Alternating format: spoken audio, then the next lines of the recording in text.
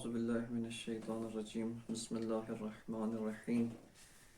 الحمد للہ رب العالمین وصلی اللہ علی سیدنا و نبینا محمد وآلہ الطیبین الطاہرین۔ مرحلہ ثانیہ کے اندر ہماری بات وجود ذہنی کے بارے میں تھی، اور وجود ذہنی میں بھی مقام سوم کے اندر علامہ طباطبائی رحمۃ اللہ علیہ اشکالات پر قول وجود ذہنی کو ذکر فرماتے ہیں کہ ان میں سے اشکال اول و اشکال دوم کی تقریر بیان کی جا چکی ہے۔ اشکال دوم خلاصتاً اگر دوبارہ سے ہم ذکر کریں، چونکہ اشکال دوم کے بارے میں مفصل بحث ہے، لہٰذا خلاصتاً اگر اشکال دوم کو دوبارہ سے تقریر کریں تو اس طرح سے کہ مستشکل کہتا ہے کہ اگر ہم ایک ماہیت کو درک کریں یا ماہیت کو تصور کریں، مثال کے طور پہ وہ ماہیت جوہری ہے یا کم ہے، یا کیف میں سے کسی اور نوع کو ہم تصور کریں، تو بنا بر انحفاظ ذات و ذاتیات بعینی وہی ماہیت ہمارے ذہن میں آئی ہے۔ اگر ہم نے جوہر کو تصور کیا تو جوہر ذہن میں ہے، اگر کمیت کو تصور کیا کم ذہن میں، اگر مثال کے طور پہ کیف کی کسی اور نوع کو تصور کیا وہ ہمارے ذہن میں ہے۔ جبکہ دوسری طرف سے حکماء اس بات کے اوپر متفق ہیں کہ علم نفس کی حالت ہے، علم حصولی ہمارے نفس کی حالت ہے، اور وہ بھی کیف نفسانی علمی ہے۔ لہٰذا فرماتے ہیں کہ کس طرح سے ہو سکتا ہے کہ ایک ہی ماہیت دو مقولات کے تحت مندرج ہو، اور یہ دو مقولات متباین بتمام ذات کے تحت ایک ماہیت کا مندرج ہونا اس مطلب کی طرف اشارہ کرتا ہے کہ ایک ہی ذات و ایک ہی ماہیت میں تباین بے تمام ذات ہے جو کہ محال ہے۔ یا اگر ہم نے کیف کی کسی اور نوع، مثال کے طور پہ کیف محسوس یا کیف استعدادی وغیرہ میں سے کسی کو تصور کیا ہے، ایک ہی ماہیت دو نوع کے تحت واقع ہو رہی ہے، جس کا بھی محال ہونا بدیہی و ضروری ہے۔ اس اشکال کا پہلا جواب کہ جو علامہ طباطبائی رحمۃ اللہ علیہ نے یہاں پر ذکر فرمایا وہ جناب فاضل قوشچی کی جانب سے تھا، کہ جس کو علامہ نے ذکر کر کے اس کے اوپر اشکال وارد کیا۔ دوسرا جواب کہ جو یہاں پر علامہ ذکر فرماتے ہیں وہ جناب سید سنت کا جواب ہے، سید صدر الدین دشتگی شیرازی، کہ جو مکتب شیراز کے نامور حکماء و فلاسفہ میں سے تھے، اور ملا صدرہ رحمۃ اللہ علیہ اپنے آثار میں ان کی جانب ایک خصوصی توجہ اور ان کے ارشادات و فرمائشات کی طرف جو ہے وہ خصوصی عنایت فرماتے تھے۔ جناب سید صدر الدین دشتگی شیرازی اصالت ماہوی تھے، یعنی پیروان جناب شیخ اشراق تھے، اور ان کی پیروی میں انہوں نے اصالت ماہیت کو ہی قبول کیا تھا، البتہ اس فرق کے ساتھ کہ جناب شیخ اشراق اصالت ماہیت میں اس طرح سے قائل تھے کہ خارج میں صرف ماہیت ہے اور وجود اعتباری محض ہے، بے معنی کہ صرف ذہنی ہے۔ لیکن جناب سید سند نے آ کر ان اشکالات کے اساس پہ کہ جو جناب شیخ اشراق پر طول تاریخ میں کیے گئے تھے، اعتباریت وجود کو ایک ارتقا دیا، اور اس طرح سے وہ معنی کرتے ہیں کہ ماہیت خارج میں اصیل ہے، اس معنی میں کہ متن خارج کو ماہیت نے پر کیا ہوا ہے، لیکن وجود ایک امر ذہنی محض نہیں ہے، بلکہ وجود منشأ انتزاع در خارج رکھتا ہے۔ نہ یہ کہ وجود ایک امر ذہنی محض ہو جس کو ذہن اعتبار کرتا ہے، بلکہ وجود ایک منشأ نفس الامری انتزاع خارج میں رکھتا ہے، جس سے ہم وجود کو انتزاع کرتے ہیں۔ اس مقام کے اوپر جناب سید صدر الدین دشتگی شیرازی اشکال دوم کا جواب اس طریقے سے دیتے ہیں، یعنی اس اشکال کا جواب دینے کے مقام پر جب آتے ہیں تو وہ اس طریقے سے اس اشکال کو حل کرتے ہیں کہ کس طرح سے ایک ہی ماہیت دو مقولات کے تحت مندرج ہو، اس اشکال کو کس طریقے سے ہم حل کر سکیں۔ اشکال کا جواب دیتے ہوئے جناب سید سند نے اس اساس پہ کہ جو علامہ نے یہاں پر نقل فرمایا ہے، ہم اس کی اساس پہ فی الحال جناب سید صدر الدین دشتگی شیرازی کے کلمات کی قضاوت کر رہے ہیں۔ جناب سید سند فرماتے ہیں کہ اصالت ماہوی کی اساس پہ تو اشکال حل نہیں ہوتا، ان اشکال کو اگر ہم اصالت ماہیت کے اساس پہ حل کرنے کی کوشش کریں، یہ اشکال حل نہیں ہوتا۔ لہٰذا اشکال کو حل کرنے کے لیے وہ یہاں پر اصالت وجودی ہو جاتے ہیں۔ فرماتے ہیں کہ پہلا جو مقدمہ ہے وہ یہ ہے کہ ماہیت اپنی آپ سے، اپنی طرف سے کوئی استقلال نہیں رکھتی ہے، چونکہ اصیل کون ہے؟ ذات وجود ہے، اور ماہیت تحقق میں، موجودیت میں تابع وجود ہے۔ ماہیت متفرع بر وجود ہے، وجود متقدم بر ماہیت ہے، اور ماہیت جو ہے وہ متفرع بر وجود ہے۔ لہٰذا فرماتے ہیں کہ جب تک خارج میں وجود موجود نہ ہو، لہٰذا ماہیت بھی کوئی معنی نہیں رکھتی۔ لہٰذا اس اساس پہ فرماتے ہیں کہ ماہیت متفرع بر وجود ہے اور وجود متقدم بر ماہیت ہے۔ لہٰذا کہتے ہیں کہ اس اساس کے اوپر پہلا جو مقدمہ ہے وہ یہ قرار دیتے ہیں۔ فرماتے ہیں کہ دوسرا جو مقدمہ ہے وہ یہ ہے کہ ایک شیء خارجی جو خارج میں اپنے وجود خارجی سے موجود ہے اور اس کی ماہیت ماہیت خارجی ہے۔ مثال کے طور پہ اگر انسان ہے تو اس کی ماہیت جوہر ہے، حساس متحرک بالارادہ اور ناطق، یہ ساری اشیاء و اجزاء اس کی ماہیت خارجی کا جز ہیں۔ کہتے ہیں کہ جب یہ ماہیت خارجی ذہن میں آتی ہے، اس کا کیا معنی ہے، اس کو وہ کھولتے ہیں یا اس پہ تمرکز کرتے ہیں کہ جب ہم یہ کہتے ہیں کہ ایک ماہیت خارجیہ ذہن میں آتی ہے، اس کا کیا معنی ہے؟ کہتے ہیں اس کا یہ معنی نہیں ہے کہ جب ماہیت خارجیہ ذہن میں آتی ہے تو آپ سادہ انکاری سے کام لیں اور کہیں کہ وہ ماہیت جو خارج میں اٹھ کے ذہن میں آ گئی ہے۔ وہ کہتے ہیں یہ معنی مراد نہیں ہے، بلکہ کہتے ہیں کہ چونکہ وہ ماہیت اپنے وجود سے قائم ہے، وجود خارجی سے قائم ہے، اور وجود خارجی سے قائم ہونے کی اساس پر کبھی ذہن میں واقع نہیں ہو سکتی، وہ ماہیت کبھی ذہن میں نہیں آ سکتی۔ بلکہ کہتے ہیں کہ اس کا مطلب یہ ہے،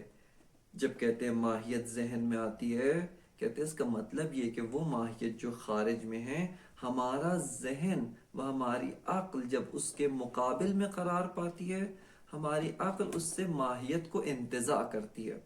اس سے ماہیت کو فہم کرتی ہے، ماہیت کو سمجھتی ہے۔ مثال کے طور پہ یہ ماہیت انسان ہے، ہماری عقل جب اس کو درک کرتی ہے خارج میں کہ یہ خارج میں انسان کھڑا ہے، اس کا جوہر ہونا، نامی ہونا، حساس ہونا، متحرک بالارادہ ہونا، ناطق ہونا و الی آخر جتنے بھی اس کے اجزاء ذات ہیں، ہماری عقل آ کر خارج سے اس کو انتزاع کرتی ہے، اس کو فہم کرتی ہے، اور وجود ذہنی میں آ کر اس کو جو ہے وہ ایجاد کرتی ہے۔ یعنی ہماری ذہن میں آ کر ہماری عقل خارج سے فہم کر کے اس کو جو ہے وہ ذہن میں موجود کرتی ہے، ذہن میں آ کر اس کو تصور کرتی ہے۔ لہذا فرماتے ہیں انتزاع ہوتی ہے ماہیت، نہ کہ بے عینی بطور کلی وہی ماہیت اٹھ کر ہمارے ذہن میں آ جائے، برخلاف اس طرح کے جس طرح جناب فاضل قوسچی نے کوشش کی تھی اشکال کو حل کرنے کی۔ ظاہراً جہاں پر جو یہ کہتے ہیں کہ یہ وہی ماہیت ذہن میں نہیں آتی، ظاہری طور پہ ناظر بے جناب فاضل قوسچی ہیں، اور ان کے جو بیان تھا اس کو گویا رد کر رہے ہیں۔ جس طرح انہوں نے کہا تھا ایک پیالہ ہے، اسی میں ماہیت آ جاتی ہے، یا ایک پیالہ ہے آئینے کا پیالہ، اس میں آپ پتھر ڈالیں تو وہ اپنی ماہیت کے ساتھ اسی طرح آ جاتا ہے۔ خوب یہ فرماتے ہیں کہ اس طرح سے نہیں ہے، بلکہ وہ ماہیت کا ذہن میں آنا کیا ہے؟ کہتے ہیں ماہیت کا ذہن میں آنا یعنی ہمارا ذہن خارج سے اس ماہیت، اس کے تمام اجزاء ذات اور ذاتیات کو جو ہے وہ انتزاع کرتا ہے اور ان کو جو ہے وہ حاصل کرتا ہے۔ یہ انہوں نے دوسرا مقدمے کے طور پہ بیان کیا۔ تیسرا مقدمہ فرماتے ہیں کہ خب آپ اصالت وجودی کی اساس پہ مشکل کو حل کریں، اگرچہ خود اپنی ذاتی آراء میں اصالت ماہوی ہیں، لیکن ابھی آ کر وہ اصالت وجودی کی اساس کے اوپر مسئلے کو حل کرنے کی کوشش کر رہے ہیں۔ فرماتے ہیں کہ خب یہ ماہیت جو خارج میں تھی، جوہر ہے، ناطق ہے اور تمام اجزاء کے ساتھ، جب ذہن میں آتی ہے تو یہ ماہیت متبدل ہو جاتی ہے، اس ماہیت کی ذات میں انقلاب رونما ہوتا ہے۔ کس طرح سے؟ خارج میں جوہر تھا، خارج میں مثال کے طور پہ کمیت تھی یا کوئی اور ماہیت تھی، جب ذہن میں آئی تو یہ ماہیت مندرج تحت ماہیت کیف ہے، کیف نفسانی ہو جاتی ہے، مندرج تحت ماہیت کیف ہو جاتی ہے۔ خب یہ جو انقلاب در ماہیت ہے کہ وہ ماہیت خارجی جو خارج میں جوہر ہے، خارج میں اپنے تمام اجزاء ذات و ذاتیات کے ساتھ موجود ہے، ذہن میں آتی ہے تو یہ ماہیت کیا ہو جاتی ہے؟ ماہیت کیف نفسانی بن جاتی ہے، ماہیت السنخ کیف نفسانی ہو جاتی ہے۔ اب یہاں پر ان پہ کوئی اشکال کرے کہ کس طریقے سے ایک ماہیت جو جوہر ہے یہ منقلب ہو کر ذہن میں آ کے کیف نفسانی بن گئی، خب یہ کس طرح سے ہوتا ہے؟ خب جناب سید سند سید صدر الدین دشتقی شیرازی فرماتے ہیں، خب کوئی بہت عجیب بات نہیں کر رہا میں، کیونکہ کہتے ہیں کہ آپ جو اصالت وجودی ہیں اور میں اصالت وجودی، یعنی آپ کے مبنا کے اساس کے اوپر مشکل کو حل کر رہا ہوں۔ خب آپ خود اس بات کے قائل ہیں کہ وجود خارجی منقلب در وجود ذہنی ہو جاتا ہے، وجود ذہنی منقلب در وجود خارجی ہوتا ہے۔ خب وجود تو آپ کے نزدیک اصیل ہے، جب وجود ایک وجود اصیل سے دوسرے وجود اصیل میں تبدیل و منقلب ہو سکتا ہے، خب ایک ماہیت کا دوسرے ماہیت میں منقلب ہونا کون سی عجیب بات ہے؟ لہٰذا یہ جو ہم کہہ رہے ہیں کہ ماہیت جو خارج میں جوہر ہے یا کسی اور ماہیت کے تحت ہے، اپنی ذات و ذاتیات کے تحت مندرج ہے، جب ذہن میں آتی ہے تو ذہن میں آ کر یہ ماہیت منقلب ہو جاتی ہے اور از سنخ کیف نفسانی ہو جاتی ہے، مندرج تحت مقولہ کیف نفسانی ہو جاتی ہے۔ لہذا فرماتے ہیں کہ کوئی اشکال لازم نہیں آتا کہ کس طرح سے ایک ہی ماہیت، ایک ہی ذات دو مقولات کے تحت مندرج ہو۔ فرماتے ہیں کوئی اشکال لازم نہیں آتا، وہ ماہیت خارجی جو خارج میں ہے وہ اپنے مقولے کے تحت مندرج ہے، کیف نفسانی کے تحت مندرج نہیں ہے۔ اور یہ ماہیت خارجی جب میرے ذہن میں آئی، اس کو میں نے تصور کیا، یہ مقولہ کیف نفسانی کے تحت مندرج ہے، مقولہ جوہر یا اپنا جو خارجی مقولہ ہے اس کے تحت مندرج نہیں ہے۔ لہذا فرماتے ہیں اس اساس پہ اصلاً کوئی اشکال لازم نہیں آتا۔ خب یہاں پر دفع دخل کے طور پہ کہ ممکن ہے کوئی پلٹ کے، کوئی مستشکل پلٹ کے جناب سید سند پہ یوں اشکال کرے کہ آپ تو حکما کا جو قول ہے وجود ذہنی اس کی تقریر کرنے کے لیے چلے تھے اور اس پر سے اشکال کو حل کرنے چلے تھے، لیکن جواب میں آپ ایسا جواب دیتے ہیں کہ قول بشبہ کے اندر جا کے گرتے ہیں۔ کس طرح سے کہ شبہیون بھی یہی کہتے ہیں، ایسا ان کی بات آپ کی بات سے کوئی فرق نہیں کرتی۔ شبہیون بھی کہتے ہیں کہ خارج کی جو ماہیت ہے وہ اپنی ماہیت کے تحت مندرج ہے، اپنے مقولے کے تحت مندرج ہے، ذہن میں جو ماہیت آئی ہے وہ کیف نفسانی ہے، اپنی ماہیت کے تحت مندرج ہے۔ لہذا عینیت ماہوی و عینیت وجود ذہنی و وجود خارجی از جہت ماہیت، عینیت ذات کی اصلا کوئی ضرورت نہیں۔ جناب سید سند فرماتے ہیں کہ اس طرح سے نہیں ہے کہ اصلاً عینیت نہیں ہے، جس طرح سے کہ قول بشبہیون کہتے ہیں کہ اصلاً کوئی عینیت نہیں ہے۔ وہ فرماتے ہیں کہ نہ، ایک نوع کی عینیت موجود ہے، اور وہ عینیت کیا کہتے ہیں؟ ایک امر مبہم، ایک امر مبہم ہے کہ جو اس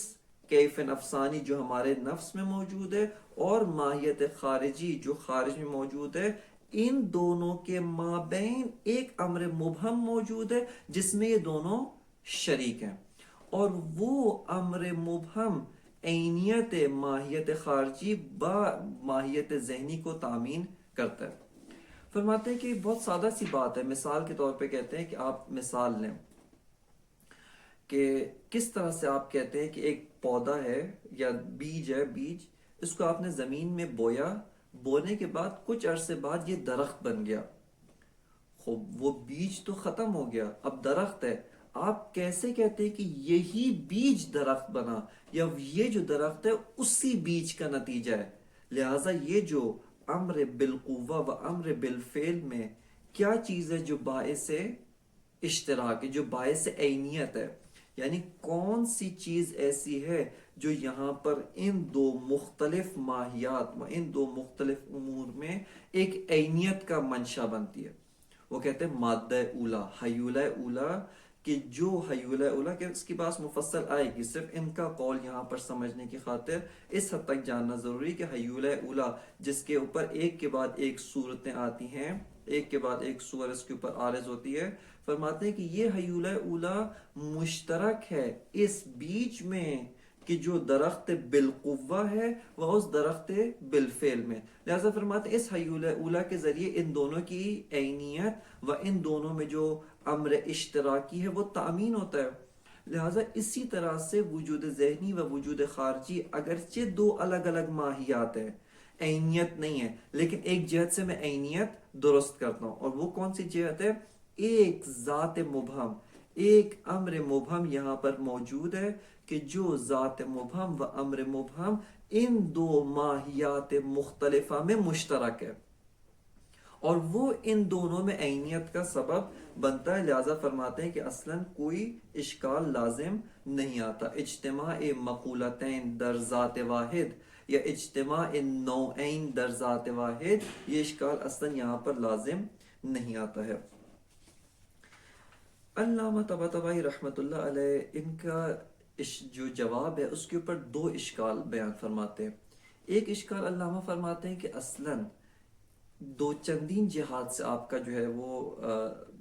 جواب قابل اشکال ہے۔ اول یہ کہ آپ کا اشکال آپ کا جو جواب ہے وہ اپنے مبنا کے برخلاف ہو کر دے رہے ہیں۔ آپ خود قائل باصالت ماہوی ہیں، اصالت ماہیت ہیں، اور آپ اصالت وجودی کے اساس پہ آ کر جواب دے رہے ہیں، لہٰذا یہ جواب اس جہت سے قابل نقد و قابل اشکال ہے۔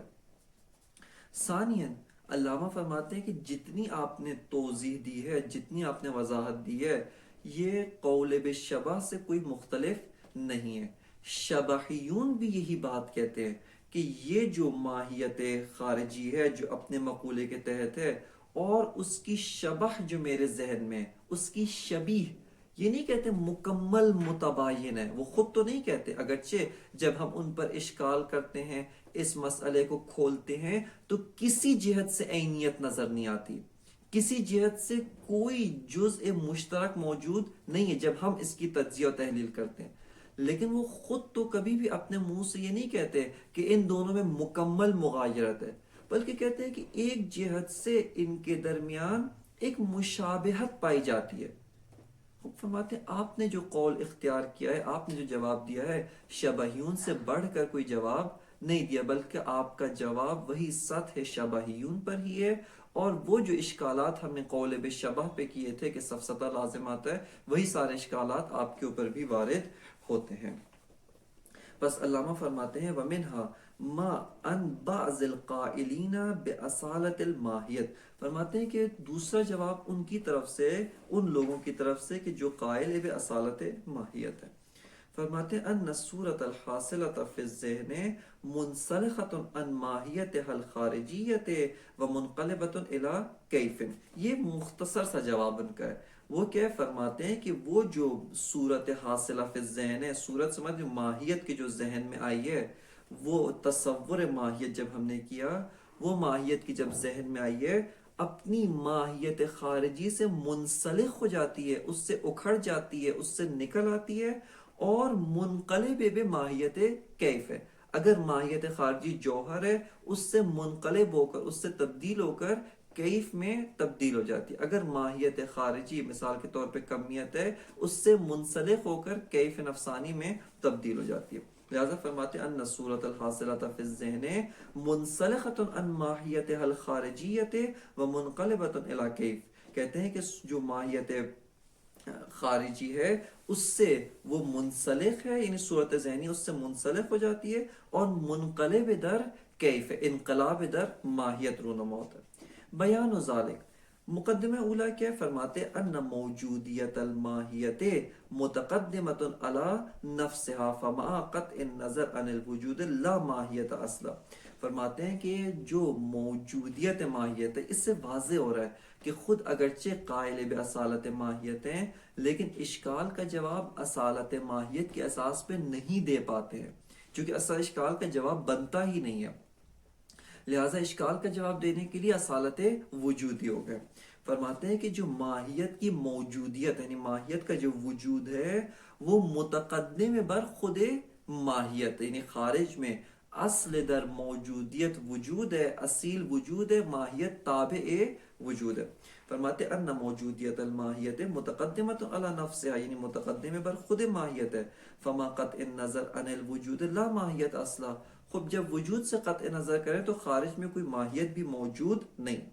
مقدمہ دوم فرماتے ہیں والوجود الذہنی والخارجی مختلفان بالحقیقت، کہتے ہیں وجود ذہنی و وجود خارجی از لحاظ حقیقت و ماہیت مختلف ہے۔ فَإِذَا تَبَدَّلَ الْوُجُودُ بِالسَّيْرُورَةِ الْوُجُودِ الْخَارِجِيِّ ذَهْنِيًّا جَازَ أَن تَنْقَلِبَ الْمَاهِيَّةُ بِأَن يَتَبَدَّلَ الْجَوْهَرُ أَوِ الْكَمُّ أَوْ غَيْرُ ذَلِكَ كَيْفَ۔ خوب کہتے ہیں کہ آپ جو حکمائے اصالت وجودی ہیں کہتے ہیں کہ وجود ذہنی وجود خارجی دونوں کی حقیقت الگ ہے، خود وجود ذہنی و وجود خارجی دونوں کی حقیقت الگ ہے، اور آپ دوسری طرف سے کہتے ہیں وجود ذہنی منقلب در وجود خارجی ہو جاتا ہے۔ خوب فرماتے ہیں کہ اسی طرح سے اگر ہم دقت کریں یہاں پر، جب وجود خارجی منقلب در وجود ذہنی ہو سکتا ہے، وجود ذہنی منقلب و متبدل در وجود خارجی ہو سکتا ہے، فرماتے ہیں جائز ہے، ممکن ہے کہ ماہیت بھی متبدل ہو جائے، ماہیت میں بھی انقلاب رونما ہو۔ یہ ماہیت جو خارج میں جوہر ہے، کمیت یا کوئی اور ماہیت کی جنس و سنخ سے ہے، یہ ماہیت متبدل در کیفیت ہو جائے، یہ ماہیت متبدل در کیف نفسانی ہو جائے۔ لہذا فرماتے ہیں جاز ان تنقلب الماہیت بان یتبدل الجوہر او الکم او غیر ذالک کیفا فلیس للشیء بالنظر الى ذاته حقیقتا معینتا بل الکیفیت الذہنیت اذا وجدت فی الخارج کانت جوہرا او غیرہ۔ خوب کہتے ہیں کہ جب ہم ماہیت کو نگاہ میں رکھیں، خوب کہتے ہیں ماہیت اپنی نگاہ میں کوئی چیز ہی نہیں ہے، ماہیت اپنی ذات میں کوئی شے نہیں ہے، ماہیت تابع وجود ہے۔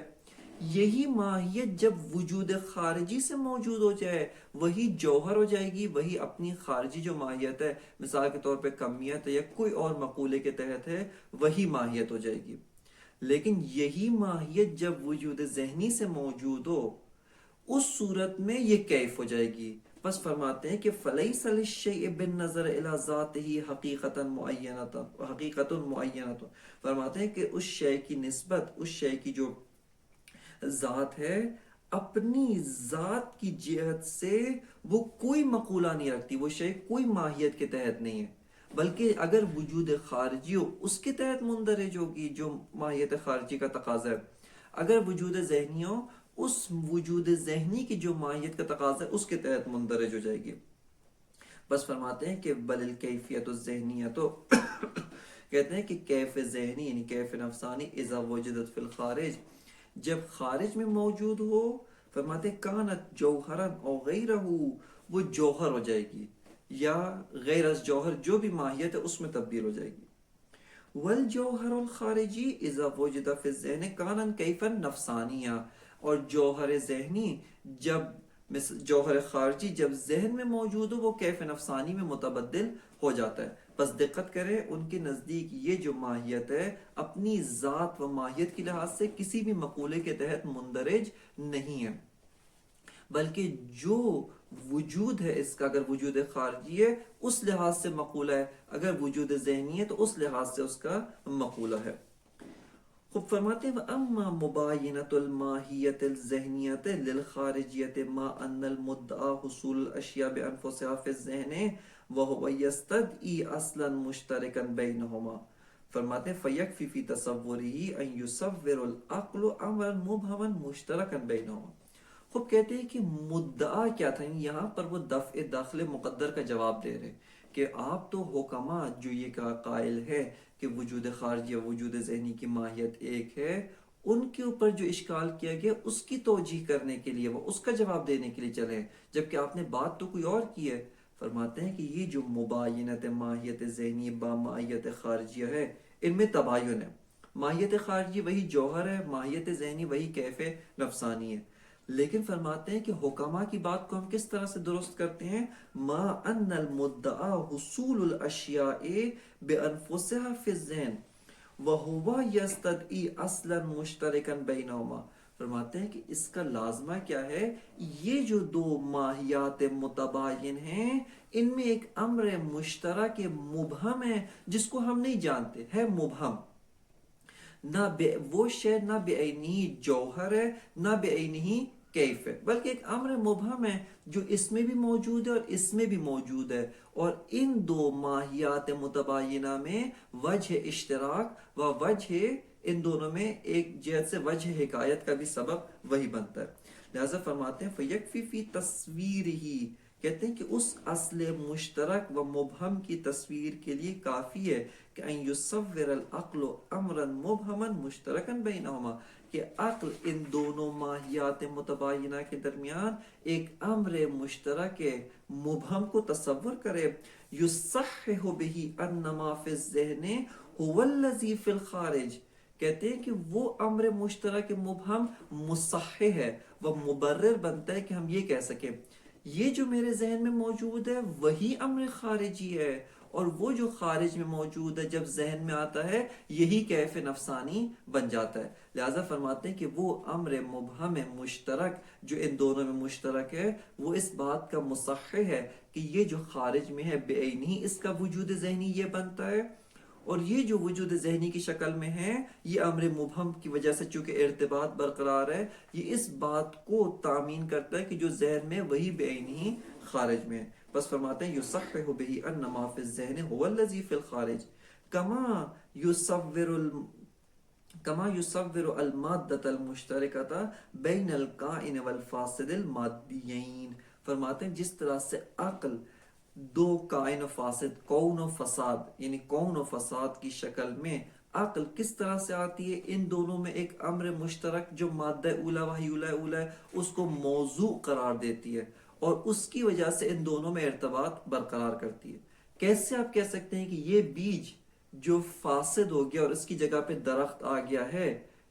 کیسے پتہ یہی بیج درخت بنا ہے؟ یہی درخت وہ ہے جو اس بیج سے حاصل ہے. ممکن ہے ایک اور بیج ہو وہ درخت بن جائے، یا ایک اور درخت ہو جو کسی اور بیج سے حاصل ہوا ہے. فرماتے ہیں کہ مادہ اولا جو ایک امر مبہم مشترک ہے ان دونوں کے درمیان، ان دونوں میں ارتباط کو برقرار کرنے کے لیے کافی ہے. یہ جناب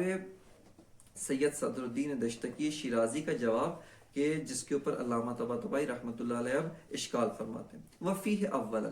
کہتے ہیں پہلا اشکال کیا ہے کہ آپ کا جو جواب ہے اصالت ماہیت جو آپ کا مبنی ہے اس کے ساتھ سازگار نہیں ہے. فرماتے ہیں انہ لا محصل لما ذکرہ من تبدل الماہیت و اختلاف الوجودین فی الحقیقت بناء علی ما ذہب الیہ من اصالت الماہیت و اعتباریت الوجود. کہتے ہیں کہ یہ ماہیت کا منقلب ہونا اور وجودات میں اختلاف ہونا، کہتے ہیں کہ آپ کا جو مبنی اصالت ما ہوئی ہے اس کی اساس پہ اس کا کوئی محصل و ثمرہ نہیں نکلتا ہے. آپ کہتے ہیں کہ ماہیت جو اصیل ہے جو خارج میں بذات موجود ہے جو آپ کا اصلی مبنی ہے، خب یہ ماہیت کیسے تبدیل ہوگی، کیسے منقلب ہوگی کیف میں؟ جوہر کیسے کیف میں تبدیل ہو گیا، کمیت کیسے کیف میں تبدیل ہو گیا؟ یہ آپ کے مبنی کے اساس پہ درست نہیں بنتا. بس فرماتے ہیں انہ لا محصل لما ذکرہ من تبدل الماہیت و اختلاف الوجودین فی الحقیقت بناء علی ما ذہب الیہ من اصالت الماہیت و اعتباریت الوجود. اس مبنی کے اساس پہ کہ جس کے آپ قائل ہیں کہ وجود اصیل ہے، معذرت وجود اعتباری ہے اور ماہیت اصیل ہے، اس کی اساس پہ جواب درست نہیں بنتا. دوسرا اشکال فرماتے ہیں وثانیا انہ فی معنی القول بالشبہ، یہ آپ کی بات قول بالشبہ سے چندان مختلف نہیں ہے. بناء ما التزم به من المغایرت الذہنیت مغایرت الذاتیت بین الصورت الذہنیت والمعلوم الخارجی. فرماتے ہیں کہ وہ کس بات کے ملتزم ہیں؟ وہ یہی تو بات کرتے ہیں کہ صورت ذہنیہ اور ماہیت خارجی ان دونوں میں تباین ذاتی موجود ہے. اصلا کوئی نقطہ مشترک موجود نہیں بلکہ ان دونوں میں تباین ذاتی موجود ہے. لہٰذا آپ کی جو بات ہے کہ ماہیت خارجی منقلب ہو کر ماہیت ذہنیہ بن جاتی ہے اور ان دو ماہیات میں تباین ہے، ان کی بات سے اصلا آپ کی بات مختلف نہیں اور کسی جہت سے کوئی فرق نہیں رکھتی ہے. لہذا فرماتے ہیں بنا علام التزم به من المغایرت الذاتیت بین الصورت الذہنیہ والمعلوم الخارجیہ. بس نتیجہ کیا نکلتا ہے؟ فَيَلْحَقُهُ مَا لَحِقَهُ مِنْ مَحْظُورِ السَّفْسَتَةِ. بس کہتے ہیں وہ اشکالات جو سفسطے کے اشکالات ہم نے ان پر کیے، وہ سارے اشکالات آپ کے اوپر بھی لازم آتے ہیں. اور اس کے اوپر اگر آپ مزید غور کریں، اس قول کے اوپر، اس کے اوپر انہوں نے جو تبیین کی ہے، اور بھی کافی سارے اشکالات ان کے اوپر وارد ہیں، لیکن چونکہ مفصل بحث میں وارد ہونا مقصود نہیں ہے، لہٰذا ان سے ہم صرف نظر کرتے ہیں. تیسرا جواب کہ جو اس باب کے اندر ذکر کیا گیا ہے، جس کو علامہ طباطبائی رحمۃ اللہ علیہ یہاں پر ذکر فرماتے ہیں، وہ جناب محقق دوانی جو ہم عصر جناب سید صدر الدین دشتقی شیرازی تھے، اور عموماً ان دو بزرگواران یعنی جناب محقق دوانی اور جناب سید صدر الدین دشتقی شیرازی کے مابین اختلافات علمی کثیر تھے، یعنی ان میں عموماً رد و بدل ہوتے رہتے تھے، خطوط کی شکل میں، کتابوں کی شکل میں اور دیگر آثار کی شکل میں اختلافات کا تبادلہ ان میں ہوتا رہتا تھا. تیسرا جواب کہ جو یہاں پر علامہ طباطبائی رحمۃ اللہ علیہ ذکر فرما رہے ہیں، وہ جناب محقق دوانی ان کا اشکال ہے، اور یہ بھی مکتب شیراز کے ہی فیلسوف ہیں، مکتب شیراز میں ہی ان کا جو ہے وہ شمار ہوتا ہے، اور اسی میں سے ان کا جو قول تھا وہ اصالت وجود کے باب میں بھی ذکر کیا گیا تھا کہ ایک اصالت ہما کے قائل تھے، کہ واجب الوجود میں وجود کے اصیل ہونے کے قائل تھے، یعنی قائل تھے کہ واجب الوجود میں وجود اصیل ہے، جبکہ دوسری طرف سے ماہیات میں وہ ممکنات الوجود میں، ممکن الوجود میں وہ ماہیت کے اصیل ہونے کے قائل تھے، اور وہ جو خاص تفصیلات تھی و تفاصیل تھی ان کو اپنے مقام کے اوپر اصالت الوجود کی بحث میں ہم نے مفصلاً ذکر کیا تھا. جناب محقق دوانی فرماتے ہیں کہ یہ جو جتنی بھی کوششیں کی گئی ہیں، یعنی کس طرح کی کوشش ہے، جناب فاضل قوسچی یا جناب سید صدر الدین دشتقی شیرازی وغیرہ نے کوشش کی ہے کہ معلوم بالذات اور علم کو دو الگ الگ چیزیں کہے، اور کہیں کہ علم وہی کیف نفسانی ہے، و معلوم بالذات وہ اپنی ماہیت خارجی کے تحت موجود ہے. یا جو کوشش جناب سید صدر الدین دشتقی شیرازی نے کی ہے کہ ماہیت منقلب ہو جاتی ہے، فرماتے ہیں کہ یہ کوئی بھی جواب، ان میں سے کوئی بھی جو جواب ہے وہ درست راہ حل کو پیش نہیں کرتا ہے، اور درست طور پہ مشکل و مسئلے کو حل نہیں کرتا ہے. فرماتے ہیں بلکہ راہ حل وہی ہے کہ جو ہم آپ کی خدمت میں بیان کرتے ہیں. کہتے ہیں کہ علم اور معلوم بالذات میں اتحاد موجود ہے، یعنی کوئی یہ نہ کہے مانند جناب فاضل قوسچی علم غیر از معلوم بالذات ہے و علم مباین و متباین و معلوم بالذات ہے، نہ، بلکہ وہ فرماتے ہیں کہ علم و معلوم بالذات ایک چیز ہے، یہ دو چیزیں نہیں ہیں. اب آتے ہیں، فرماتے ہیں کہ معلوم بالذات، یا یہاں پر دو اصطلاحات جو تشکیل پا رہی ہیں، ایک معلوم بالذات کی اصطلاح اور ایک معلوم بالعرض کی اصطلاح، ان کی جانب ہمیں دقت و تفقیق کرنے کی ضرورت ہے. پہلے بھی اگرچہ اس کی جانب ایک ہلکا سا اشارہ کیا تھا.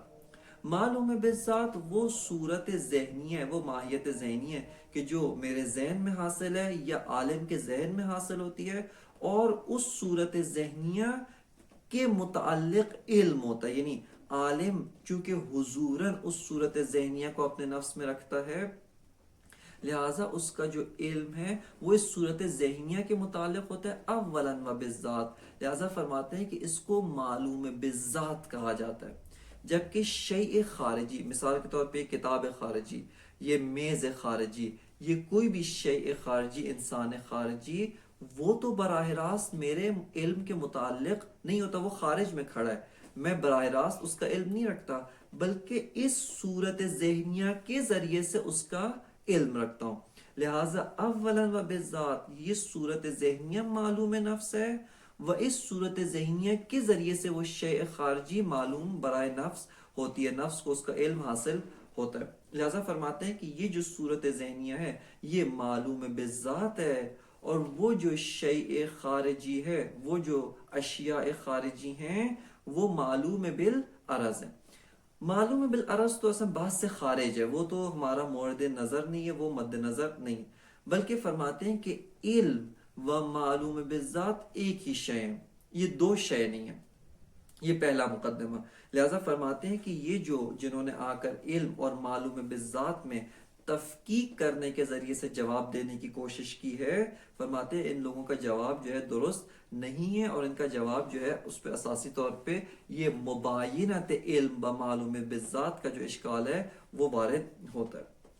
خب دوسرے مقدمے میں فرماتے ہیں کہ یہ جو معلوم بالذات ہے اسی ماہیت کے تحت موجود ہے عیناً، جس ماہیت کے تحت معلوم بالعرض وہ شیء خارجی، وہ وجود خارجی موجود ہے۔ اگر وہ شیء خارجی جوہر ہے، اس کی جو ماہیت ہے وہ جوہری ہے، انسان ہے مثال کے طور پہ، یہ معلوم بالذات بھی بعینی تمام ذات و ذاتیات کے حفظ کے ساتھ، تمام ذات و ذاتیات کے انحفاظ کے ساتھ بعینی اسی ماہیت کے تحت موجود ہے۔ پس یہ جو معلوم بالعرض وہ ماہیت خارجی جوہر ہے، نامی ہے، حساس متحرک بالارادہ تمام تر اجزاء ذات و ذاتیات کے ساتھ، یہ جو معلوم بالذات ہے، صورت ذہنیہ ہے، ماہیت ذہنیہ ہے، یہ بھی بعینی ہی انہی تمام ذات و ذاتیات کے تحت اسی ماہیت کے تحت جو ہے وہ موجود ہے، اور اسی کے تحت جو ہے وہ مندرج ہوتی ہے۔ لہذا فرماتے ہیں کہ یہ جو ماہیت ذہنی ہے بعینی با انحفاظ تمام تر ذات و ذاتیات اسی کے تحت جو ہے وہ مندرج ہوتی ہے۔ اگر ماہیت خارجی جوہر ہے، یہ معلوم بالذات بھی جوہر ہے۔ اگر ماہیت خارجی کمیت ہے، معلوم بالذات بھی کمیت ہے، اس جہت سے کوئی فرق نہیں۔ تیسرے مقدمے میں آتے ہیں۔ خوب یہاں پر ممکن ہے کوئی سوال کرے کہ آپ نے تو کہا کہ معلوم بالذات اسی ماہیت خارجی کے تحت مندرج ہے اور اسی کے تحت جو ہے وہ اندراج رکھتا ہے، بس اشکال کو کیسے آپ حل کرتے ہیں؟ فرماتے ہیں اشکال اس طریقے سے حل ہوتا ہے، جو تباین ہے یعنی ایک ہی ماہیت کا دو مقولات کے تحت وارد ہونے کا اشکال، فرماتے ہیں اس طرح سے حل ہوتا ہے کہ یہ جو حکماء ہیں یا جو فلاسفہ ہیں جنہوں نے یہ کہا ہے کہ علم حصولی کیف نفسانی ہے، یہ انہوں نے بر اساس مسامحہ کہا ہے، تسامح کیا ہے۔ اصل علم حصولی کیف نفسانی نہیں ہے، بلکہ خود تسامح کے لیے بالآخر کوئی مجوز چاہیے ہوتا، فرماتے ہیں مجوز موجود ہے۔ کہتے ہیں کہ ان حکماء نے ہر وہ شے جو کسی اور چیز کی صفت ہو، کسی اور چیز کی حالت ہو، اس کو بھی کیف کہتے ہیں۔ یعنی مثال کے طور پہ یہ جو اس شے کا وزن ہے، مثال کے طور پہ اس میز کا جو وزن ہے، یہ اس کا یہ جو جسم تعلیمی ہے، شکل ہے، شکل کی یہ جو شکل ہے، یا مثال کے طور پہ اس کی جو کمیت ہے، سطح ہے، جو کمیت میں سے ہے، لیکن چونکہ اس جسم کی حالت ہے، اس کو بھی کیف کہتے ہیں۔ یا مثال کے طور پہ حتیٰ بعض اوقات جوہر، صورت جوہریہ، جو صورت جوہریہ نوعیہ کہ جو حیولہ اولا کے اوپر عارض ہوتی ہے، کس کے پاس مفصل آئے گی، فرماتے ہیں جوہر کو بھی اس کی حالت ہونے کے لحاظ سے کیف کہہ دیتے ہیں۔ لہٰذا اس اساس پر انہوں نے علم چونکہ حالت و وصف برائے نفس ہے، نفس کے لیے ایک حالت ہے، نفس کے لیے ایک وصف ہے، اس اساس پہ انہوں نے علم کو بھی کیف کہہ دیے۔ وگرنہ اگر ان سے آپ جا کر پوچھیں، ان حکماء کے کلام میں غور کریں، دقت کریں، ان کی یہ مراد نہیں ہے۔ ان کی مراد یہ نہیں کہ واقعاً و حقیقتاً علم کیف ہے، بلکہ اسباب تسامح ہے، اور چونکہ وہ وجود ذہنی کے قائل ہیں، لہٰذا وہ جو صورت ذہنیہ حاصل ہوئی ہے ابھی بھی اپنے اسی مقولے، اپنے بھی اسی ماہیت با انحفاظ تمام تر ذات و ذاتیات کے ساتھ موجود ہے، جس کے تحت وہ ماہیت خارجیہ موجود تھی۔ لہذا فرماتے ہیں کوئی اشکال لازم نہیں آتا۔ خب اشکال اول کا بھی انہوں نے جواب دیا۔ اشکال اول کا کہتے ہیں وہی جواب ہے کہ جو دوسروں نے دیا ہے، اور کہتے ہیں کہ جوہر، ایک ہی شے کا جوہر و عرض ہونا، وہ فرماتے ہیں عرض تو اس کی ذات و ذاتیات میں شامل نہیں ہے، بلکہ عرض ان تمام نو مقولات کے لیے ایک عرضی عام ہے کہ جو اسباب امر خارج ذات ان کے اوپر صدق کرتا ہے۔ لہذا فرماتے ہیں کہ جو ہے اس کے اوپر کوئی اشکال لازم نہیں آتا. اشکال اول انتہائی آسان ہے جو قابل دفع ہے. وَمِنْهَا مَا أَنْ بَعْضِهِمْ أَنَّ الْعِلْمَ لَمَّا كَانَ مُتَّحِدًا بِالذَّاتِ مَعَ الْمَعْلُومِ بِالذَّاتِ كَانَ مِنْ مَقُولَةِ الْمَعْلُوم. فرماتے ہیں کہ بعض نے کیا جواب دیا کہ علم متحد با معلوم بالذات ہے. اصلا یہ دو چیزیں نہیں ہیں. لہٰذا معلوم بالذات جس ماہیت کے تحت ہے کہ معلوم بالذات کس ماہیت کے تحت ہے؟ جس کے تحت معلوم بالعرض ہے. معلوم بالعرض جوہر ہے، پس معلوم بالذات بھی جوہر ہے. اور چونکہ علم اور معلوم بالذات دو چیزیں نہیں ہیں، پس علم بھی جوہر ہے، علم بھی اسی ماہیت کے تحت مندرج ہے. فرماتے ان العلم لما کان متحدا بالذات مع المعلوم بالذات، کہتے ہیں کہ علم چونکہ متحد بالذات ہے، کس کے ساتھ؟ معلوم بالذات کے ساتھ متحد ہے اور بالذات متحد ہے. فرماتے ہیں کان من مقولۃ المعلوم، یہ جو علم ہے یہ اسباب مقولہ معلوم ہے، اس معلوم کے مقولے سے تعلق رکھتا ہے. ان جوہرن فجوہرن و ان کمن فکمن وہکذا، کہتے ہیں کہ اگر وہ معلوم بالذات مقولہ جوہر سے، علم بھی جوہر ہے. اگر وہ اسباب مقولہ کمیت سے، یہ بھی کمیت ہے. جس مقولے سے وہ تعلق رکھتا ہے یہ بھی اسی مقولے سے. وَأَمَّا تَسْمِيَتُهُمْ الْعِلْمَ كَيْفًا فَمَبْنِيٌّ عَلَى الْمُسَامَحَةِ فِي التَّعْبِيرِ. کہتے ہیں کہ یہ جو حکماء نے علم کو کیف کہا ہے و کیف نفسانی کہا ہے، یہ اسباب تسامح ہے، وگرنہ عمق میں و واقعیت میں و ہستی میں و حقیقت میں وہ علم کو کیف نفسانی نہیں سمجھتے ہیں. وہ علم کو اسی مقولے سے سمجھتے ہیں جس مقولے سے معلوم موجود ہے. لہذا فرماتے وَأَمَّا تَسْمِيَتُهُمْ الْعِلْمَ كَيْفًا فَمَبْنِيٌّ عَلَى الْمُسَامَحَةِ فِي التَّعْبِيرِ، یہ مبنی پر تسامح ہے در تعبیر ہے. کما یسمى کل وصف یا کما، بلکہ یسمى درست ہے. فرماتے کما یسمى کل وصف ناعت للغیر کیفا، کہتے ہیں جیسے کہ ہر وصف جو کسی اور کی صفت ہو، کسی اور سے کسی خاصیت کو دور کرے، کسی خاصیت کی ایجاد کرے شیء دیگر میں، اس کو کیف کہتے ہیں. فرماتے کما یسمى کل وصف ناعت للغیر کیفا فی العرف العام وان کان جوہرا، اگرچہ اپنی ذات میں وہ جوہر ہی کیوں نہ ہو. فرماتے ہیں چونکہ ایک شیء دیگر کے لیے وصف واقع ہو رہی ہے، ایک شیء دیگر کے لیے مثال کے طور پہ اس کے لیے صفت واقع ہو رہی ہے، اس کو کیف کہتے ہیں، اگرچہ اپنی ذات میں جوہر کیوں نہ ہو. لیکن یہ جوہر ایسا ہے کہ جو حیولہ اولا و مادہ اولا کے لیے وصف واقع ہو رہا ہے، نائت واقع ہو رہا ہے، اس جوہر کو بھی انہوں نے کیف کا نام دیا. فرماتے ہیں وبہذا يندفع الاشکال اندراج المقولات الاخر تحت الکیف، فرماتے ہیں کہ وہ جو اشکال دوم ہے کلن اس کی اساس پر مندفع ہو جاتا ہے. اشکال اول کا جواب بھی انہوں نے دیا ہے کہ اس کو بھی علامہ نے یہاں پر ذکر کیا ہے. فرماتے وَأَمَّا إِشْكَالُ كَوْنِ شَيْءٍ وَاحِدٍ جَوْهَرًا وَعَرَضًا مَعًا فَالْجَوَابُ عَنْهُ مَا تَقَدَّمَ، کہتے ہیں کہ ایک ہی شے کا جوہر و عرض واقع ہونا، اس کا جواب وہی ہے جو ہم سے پہلے والوں نے دیا ہے. کیا؟ ان مفہوم العرض عرض عام شامل للمقولات التسع العرضیت وللجوہر الذہنی. فرماتے ہیں العرض ایک امر ماہوی جزء ذاتی جنس عالی نہیں ہے، بلکہ ایک عرض عام، ایک مقولہ عرضی عام ہے جو 9 مقولات خارجی و جوہر ذہنی سب کو شامل ہے، ان سب کے اوپر صدق کرتا ہے. لہذا فرماتے ہیں فلا اشکالہ فی ہے، اس کے اوپر کوئی اشکال لازم نہیں آتا. علامہ طباطبائی رحمۃ اللہ علیہ ان کے اوپر جو اشکال فرماتے ہیں وہ اشکال، 2 اشکالات فرماتے ہیں. فرماتے ہیں کہ یہ جو آپ نے فرمایا ہے کہ یہ جو میرے ذہن میں ماہیت آئی ہے، چونکہ اس کے اوپر مفہوم جوہر صدق کرتا ہے، بس یہ واقعاً و حقیقتاً مندرج تحت مقولہ جوہر ہے. علامہ فرماتے ہیں اندراج غیر الصدق ہے، کسی بھی شے کے اوپر کسی بھی مفہوم کا صدق کرنا اس بات کا لازمہ نہیں ہے یا اس بات سے تعلق نہیں رکھتا کہ بس وہ شے اس کے تحت مندرج بھی ہو جائے گی. اندراج غیر الصدق ہے والصدق غیر اندراج ہے.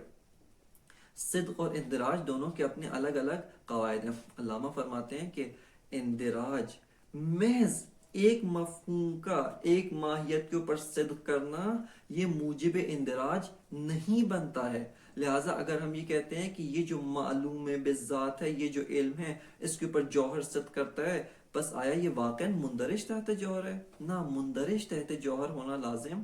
نہیں آتا، کہ اس کی تفصیل علامہ ذیل قول جناب صدر المتعلقین ملا صدر شیرازی بیان فرماتے ہیں، لہٰذا بیان کریں گے کہ انشاءاللہ یہ آگے باز آئے گی۔ لہٰذا علامہ فرماتے ہیں کہ انسان، ماہیت انسان، اس کے اوپر ماشی ہونا صدق کرتا ہے، اس کا مطلب ہے یہ ماشی کے تحت مندرج ہے۔ اس کے اوپر ضاحک ہونا صدق کرتا ہے، یہ ضاحک کے تحت مندرج ہے۔ لہٰذا محض اندراج محض صدق ایک مفہوم یہ موجب نہیں بنتا کہ وہ ماہیت اس شے کے تحت و اس مقولے کے تحت مندرج ہو جائے۔ ثانیاً،